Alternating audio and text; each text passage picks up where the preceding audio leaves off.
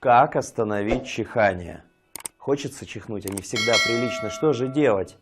Выдыхаем, выдыхаем, выдыхаем, выдыхаем до самого конца. И если уже нет сил сдержаться, и чих даже случится, он будет вот такой. И его никто не услышит и не заметит. По слухам, помогает еще нажатие на межбровье. Проверьте.